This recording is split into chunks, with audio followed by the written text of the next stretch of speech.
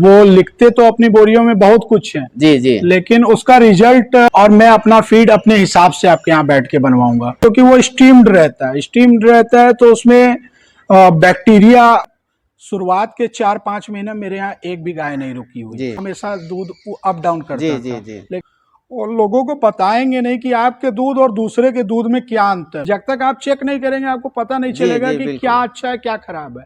गाय को अच्छा खिलाना है, अच्छा सीमन चढ़ाना है, अच्छे माहौल में रखा। हमेशा तैयारी से ही काम शुरू किया था कि मैं उनको हरा चारा और साइलेज खिलाऊं। नमस्कार मित्रों, नई कृषि दर्शन में आपका स्वागत है। और इस वीडियो में हम जानेंगे फीड मैनेजमेंट के बारे में, क्योंकि ये डेयरी फार्म साल भर पहले जो है शुरू हुआ था।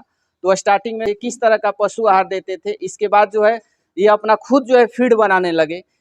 तो अपना फीड बनाने में क्या दिक्कत आई, क्या परेशानी आई, अपना फीड में क्या क्या मटेरियल मिलाते थे, इसके बाद जो है क्या रीजन हुआ कि अपना फीड बंद करके दूसरा फीड खिलाने लगे, और किस तरह का फीड देते हैं, एक गाय को कितनी मात्रा में फीड देते हैं, सारा कुछ हम आपको इस वीडियो में जानकारी देंगे। उसके पहले मैं कहूँगा कि यदि आप हमारे चैनल पर नए आए हैं तो कृपया इस चैनल को सब्सक्राइब कर लें, ताकि इस तरह की नई नई जानकारी आपको इस चैनल पर मिलता रहे। तो चलिए इस फार्म के जो ऑनर हैं उनसे हम बातचीत करते हैं। तो डेयरी सेक्टर में सबसे महत्वपूर्ण चीज होता है सर फीड, क्योंकि आप अपनी गायों को दूध के अनुसार अगर फीड नहीं देते हैं तो आपकी गाय जो है कमजोर हो जाएगी, समय से मतलब हिट में नहीं आएगी। थोड़ी बहुत शुरुआत में समस्या आई थी लेकिन मैं शुरुआत से ही अच्छी कंपनी का फीड पे चला जी।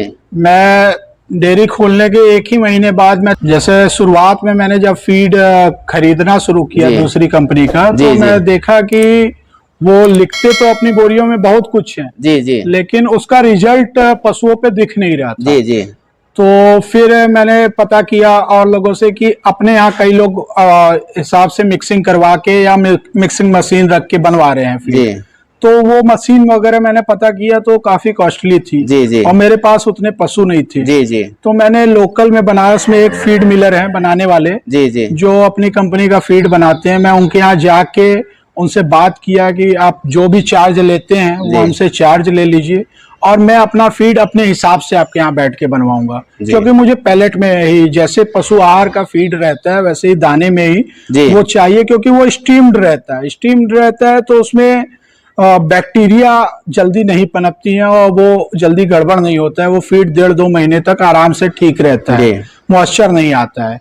तो मैं उनके यहाँ जाके फीड बनवाने लगा, मैं और 1-2 डेयरी वाले और हैं, तो हम लोग मिल के करीब 8-9 टन फीड हम लोग साथ में बैठ के बनवाने लगे। यानी कि स्टार्टिंग में आप पशु आहार देते थे? जी जी, जैसे पंजाब वगैरह में तो क्या है कि वहाँ पे किसान बहुत एकजुट है जी जी, 10-20 फार्मर हमेशा इकट्ठा होके किसी कंपनी से बात करके वो अपना फीड बनवा लेते हैं जी जी। और यहाँ पे जो डेयरी फार्मर्स हैं वो उतना एकजुट नहीं है, लोगों को समझाओ तब भी उनको सस्ता खिलाना रहता है जी। बहुत पशुओं पे ध्यान नहीं देने वाले लोग हैं, तो बहुत लोगों को समझाने पे भी नहीं माने। तो कुछ लोग हमारे टच में आए तो उनके साथ बैठ के हम लोगों ने अपने यहाँ के लोकल फूलपुर में इंडस्ट्रियल एरिया में एक बनाने वाले फीड मिलर है, उनके यहाँ दाना बनवाना शुरू किया। तो उस दाना में हम लोगों ने सोया डीओसी की मात्रा अच्छी रखी, मक्का की मात्रा भी जितनी ज़रूरत होनी चाहिए उतनी रखी, फिर सोया बिनौला, और उसके बाद हम लोगों ने DRV और सिरका की जितनी आवश्यकता होती है कि सिरका के बिना गाय चाव से खाएंगी नहीं जी जी, तो सारी चीज़, ब्रोकन राइस की बहुत ज़रूरत होती है, वो भी हमने अच्छा यूज़ किया। तो हम अपने आँख के सामने देख के कि क्या चीज़ हमारे फीड में पड़ रहा है वो सारी चीज़ डलवाना शुरू कर दिए।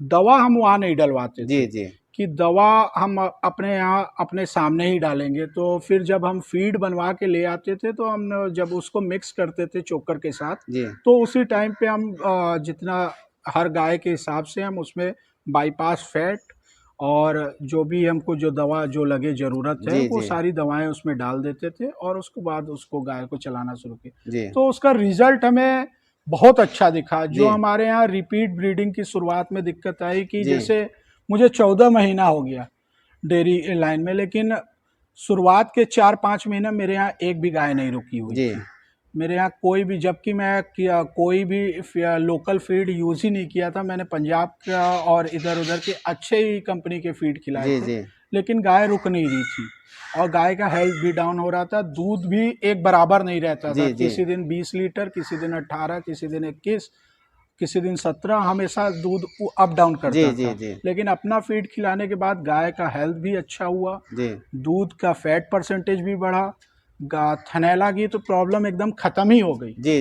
अब जो थोड़ा बहुत आती है मौसम बदलने से, वो भी नॉर्मल, हम का कोई भी एंटीबायोटिक नहीं लगाना होता, नॉर्मल हम लोगों के पास कुछ होम्योपैथ की दवाएं हैं, उसको 1-2 टाइम दे देते हैं, उससे आराम हो जाता है, हल्का फुल्का सूजन जो है वो खत्म हो जाती है।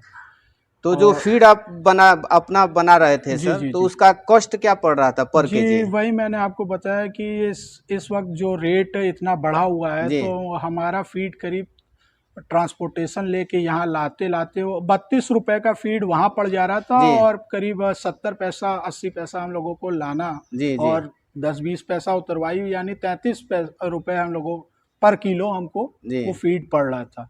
और यहाँ पे नॉर्मल बनारस में जो गाय के दूध का रेट है वो 28 से 30 रुपए है। बिल्कुल बिल्कुल। तो बहुत ज़्यादा कॉस्टली पड़ रहा था। तो इसलिए ही मैं सबको यही कहूँगा कि जब तक आप अपना दूध नापेंगे नहीं और लोगों को बताएंगे नहीं कि आपके दूध और दूसरे के दूध में क्या अंतर है, तब तक कोई भी इंसान जल्दी आप पे ट्रस्ट नहीं करेगा और आपका दूध लेना नहीं चाहेगा। तो अभी कौन सा पशु आहार खिला रहे हैं सर, नाम? अभी तो मैं जैसे अपनी बनवाया हुआ फीड पिछले महीने तक खिलाया था। इस महीने मैं पंजाब की एक बहुत अच्छी कंपनी है शीतल फीड क्योंकि मेरी बात हुई थी बस्ती में, एक है डेयरी वाले राघव जी, उनके यहाँ 200 प्लस जानवर हैं और उनके यहाँ रिस्पांस बहुत अच्छा मिला। और उनकी फीड की कॉस्ट जैसे मेरे यहाँ 32 रुपए पड़ रही थी, और वो फीड की कॉस्ट भी मुझे यहाँ ला के 27 रुपए तक पड़ जा रहा है, तो मुझे करीब 4-5 रुपए बच रहा है। तो मैं अभी फिलहाल तो शीतल पे ही हूँ और देखता हूँ उसका क्या रिस्पांस रहता है। वैसे तो अभी तक मुझे बहुत अच्छा रिस्पांस तो लगा। जब पशु आहार चेंज किया जाता है सर, तो गाय खाने में दिक्कत करती है, उस तरह की समस्या? पता नहीं क्या हुआ कि क्योंकि हमेशा से मेरे यहाँ गाय पशु आहार पे ही रही हैं, और काफी चीजें हम लोग जो हैं वो शीतल से मिलती जुलती डलवा रहे थे। बस एक चीज हम एक्स्ट्रा डलवा रहे थे, सोया DOC।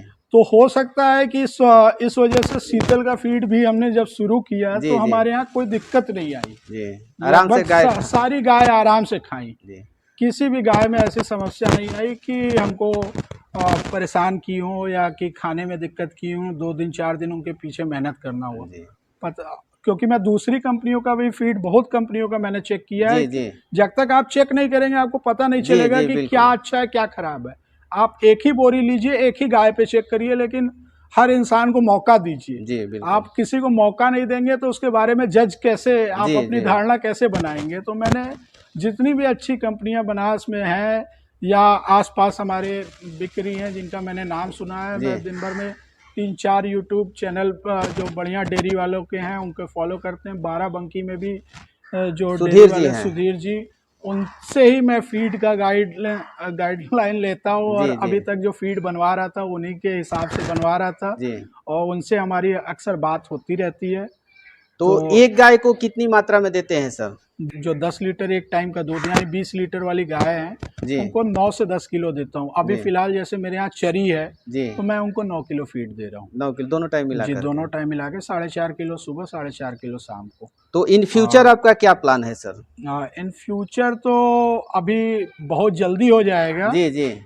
अभी मैं धीरे धीरे ही बढ़ रहा हूँ। पहले मैं पॉली हाउस बनवाया, फिर उससे डेयरी पे आया। डेयरी के बाद मैं चाह रहा हूँ कि मैं ब्रीड पर काम करना है सर। ब्रीडिंग पे तो मैं डे 1 से, मैं कुछ चीजें मैं डे 1 से ही शुरू कर दिया। गाय को अच्छा खिलाना है, अच्छा सीमन चढ़ाना है, अच्छे माहौल में रखना है।